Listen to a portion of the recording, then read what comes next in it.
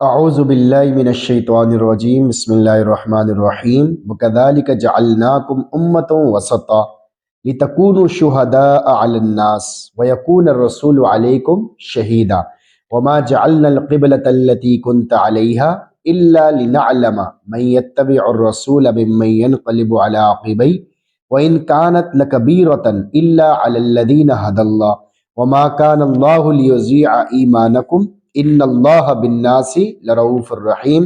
سورۃ البقرہ آیت نمبر 143۔ امت محمدیہ کا مقام۔ وکذالک جعلناکم امۃ وسطا، اسی طرح ہم نے تمہیں ایک معتدل امت بنایا، یعنی جس طرح ہم نے تمہارا قبلہ سب قبلوں سے بہتر بنایا ہے، اسی طرح تمہیں سب سے معتدل اور بہترین امت بنایا ہے۔ چنانچہ دین کے ہر معاملے میں اس امت کو معتدل امت بنایا گیا ہے۔ انبیاء علیہ الصلوۃ والسلام کے ساتھ عقیدت کے حوالے سے بھی امت مسلمہ کو تمام امتوں کے درمیان معتدل امت بنایا گیا ہے۔ جو انبیاء کرام کے بارے میں غلو سے کام لیتے ہیں جیسے عیسائی ہیں، اور انبیاء کے ساتھ ظلم و جفا کرنے والوں کے مابین بھی اسے معتدل امت بنایا کہ وہ سب پر اس طرح ایمان لائیں جو ان کی شان کے لائق ہو۔ جبکہ یہودیوں نے انبیاء علیہ السلام کی توہین و تنقیص کی۔ امت مسلمہ شریعت کے اعتبار سے بھی امت وسط ہے۔ اس میں نہ تو یہودیوں کی شریعت کی سی سختی اور بوجھ ہے، اور نہ عیسائیوں کی طرح کوئی نرمی ہے۔ طہارت و حلال و حرام کے باب میں بھی امت مسلمہ معتدل ہے۔ نہ یہودیوں کی طرح سختی ہے کہ جن کے ہاں ان کی عبادت گاہ کنیسہ کے سوا کہیں نماز نہیں پڑھی جا سکتی، اور پانی ان کو ظاہری و باطنی نجاستوں سے پاک نہیں کر سکتا۔ سزا کے طور پر ان کے اوپر طیبات بھی یعنی پاکیزہ چیزیں بھی حرام کر دی گئی تھیں۔ اور نہ نصارہ کی طرح کہ وہ کسی چیز کو نجس ہی نہیں مانتے، اور نہ ان کے ہاں کوئی چیز حرام ہے، بلکہ انہوں نے ہر چیز کو حلال بنا لیا ہے۔ اللہ تعالیٰ نے اہل ایمان کے لیے ہر قسم کی طیب و طاہر کھانے کی چیزیں، پینے کی چیزیں، پہننے کی چیزیں مباح ٹھہرا دی ہیں، اور تمام خبائث ان کے لیے حرام قرار دے دیے۔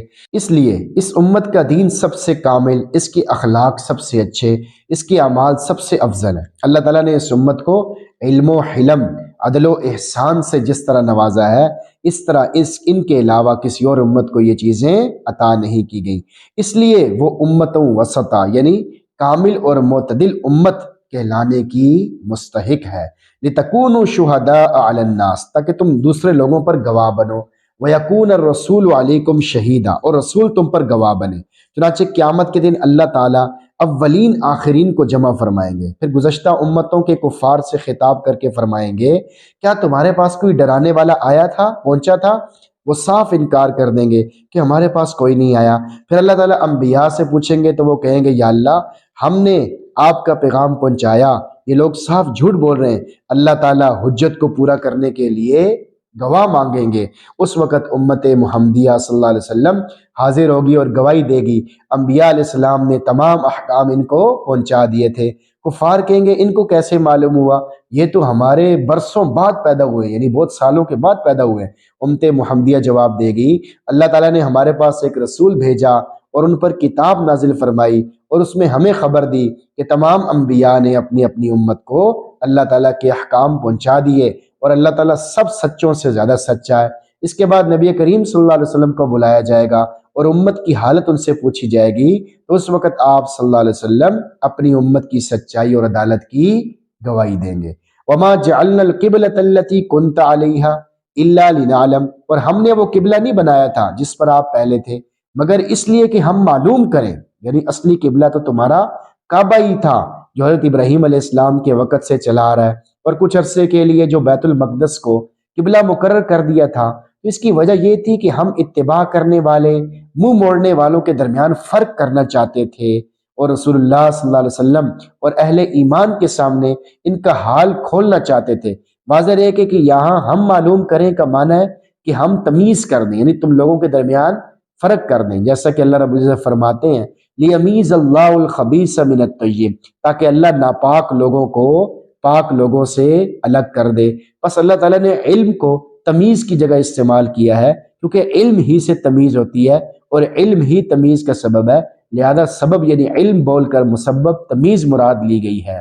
من یتبع الرسول ممن ينقلب على عقبیہ، کون رسول کی اتباع کرے گا، کون الٹے پاؤں پھر جائے گا یعنی کون قبلے کی اصل حقیقت کو سمجھ کر اللہ کے حکم کی تعمیل کرتا ہے، اور کون ہے جو کسی ایک قبلے کو بذات خود ہمیشہ کے لیے مقدس مان کر اللہ کی بجائے اسی کی عبادت شروع کر دیتا ہے۔ قبلے کی تبدیلی سے یہی واضح کرنا مقصود تھا کہ عبادت بیت اللہ کی نہیں اللہ کی کرنی ہے، ورنہ اس میں اور بت پرستی میں کیا فرق رہ جاتا ہے۔ وَإِن كَانَتْ لَكَبِيرَةً، بے شک یہ معاملہ تھا بڑا مشکل، یعنی جو لوگ صدیوں سے بیت اللہ کو قبلہ مانتے چلے آ رہے تھے، ان کے لیے اچانک بیت المقدس کی طرف اپنا رخ موڑ دینا کوئی آسان بات نہیں تھی، کیونکہ صدیوں سے دلوں پر حکمرانی کرنے والے اعتقادات، عقیدے، ان کو اچانک بدل لینا بڑا مشکل ہوتا ہے۔ الا علی الذین ھدی اللہ، سوائے ان لوگوں کے جن کو اللہ نے ہدایت دی تھی، یعنی جن لوگوں کو اللہ نے یہ سمجھ عطا فرمائی کہ کسی بھی چیز میں کوئی ذاتی تقدس نہیں ہے، اصل تقدس اللہ کے حکم کو حاصل ہے، اور ان کو نئے قبلے کی طرف رخ کرنے میں ذرا بھی دقت پیش نہیں آئی، کیونکہ وہ سمجھ رہے تھے کہ ہم پہلے بھی اللہ کے بندے اور اس کے تابع فرمان تھے، اور آج بھی اسی کے حکم پر ایسا کر رہے ہیں۔ وَمَا كَانَ اللَّهُ لِيُضِيعَ إِيمَانَكُمْ، اللہ ایسا نہیں ہے کہ تمہارے ایمان کو ہی ضائع کر دے۔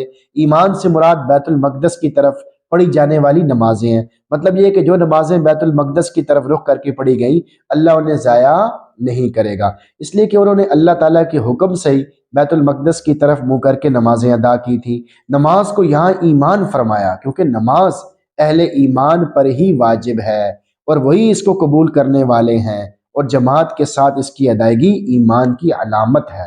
ان اللہ بالناس لرؤوف الرحیم، بے شک اللہ لوگوں کے ساتھ بہت شفقت کرنے والا بڑا مہربان ہے، وہ اپنے اطاعت کرنے والے بندوں کے اعمال کو ضائع نہیں کرے گا، اور نہ ہی اس چیز پر مواخذہ کرے گا جو فرض نہیں تھی۔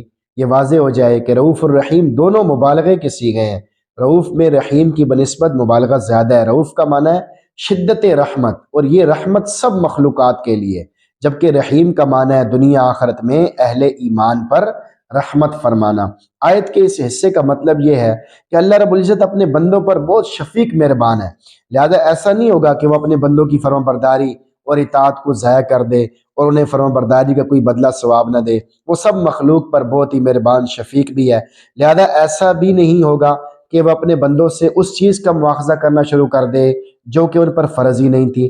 پس اہل ایمان، تم اپنے ان اہل ایمان کے بارے میں افسوس نہ کرو جو میرے حکم کی وجہ سے بیت المقدس کی طرف رخ کر کے نمازیں پڑھتے پڑھتے فوت ہو گئے ہیں، میں انہیں اس عبادت کا بدلہ اور ثواب دوں گا، اس لیے کہ میں ان پر بہت مہربان ہوں، اور ان پر اس بارے میں بھی غم نہ کرو کہ میں ان کا مواخذہ اس بات پر کر لوں گا کہ انہوں نے بیت اللہ کی طرف منہ کر کے نمازیں کیوں نہیں پڑھی، اس لیے کہ اس وقت ان پر بیت اللہ کی طرف رخ کر کے نمازیں پڑھنا فرض ہی نہیں تھا، تو پھر میں ان کا مواخذہ کیسے کروں گا؟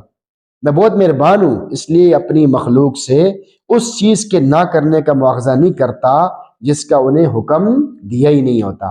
آیت کا میسج آپ کے نام۔ نمبر 1، یہ خوش نصیب لوگوں کا کام ہے۔ اس آیت سے معلوم ہوا اپنی عادات اور محبوب مشغلے کو اللہ کا حکم آتے ہی چھوڑ دینا نفس پہ بڑا بھاری ہوتا ہے، مگر جن خوش نصیب لوگوں کے لیے ہدایت کے راستے کھل جاتے ہیں تو وہ اپنی طبیعت کے خلاف کرنے میں ذرہ برابر بھی تکلیف محسوس نہیں کرتے۔ اس لیے ہمیں بھی یہ پیغام ملا کہ ہم ہر حال میں اللہ کے ہر حکم کے آگے اپنے آپ کو جھکا دیں، چاہے نفس مانے یا نہ مانے۔ نمبر 2، آپ کے ایمان کا بھی امتحان ہے۔ شریعت ہر مسلمان کا امتحان کرتی ہے۔ جو بھی اللہ رب العزت آپ کو حکم دے رہے ہیں، کیا آپ اس حکم کی حکمت سمجھ آئے بغیر اس کے سامنے سر تسلیم خم کر کے ہر حکم پہ راضی ہیں یا نہیں؟ بلکہ ہر انسان کا بھی امتحان ہے کہ وہ اللہ تعالیٰ کی چیلنج کتاب کو مانتا ہے یا نہیں مانتا۔ اگر نہیں مانتا تو اس جیسی ایک صورت بنا کر لائے، ورنہ قرآن کو اسے ہر حال میں ماننا پڑے گا۔ اگر نہیں مانے گا تو جہنم کی سزا ہے اور اس دنیا میں بے سکونی کی سزا ہے۔ تو اللہ تعالیٰ سے دعا، اللہ تعالیٰ ہم سب کو عمل سمجھ توفیق عطا فرمائے۔ آمین۔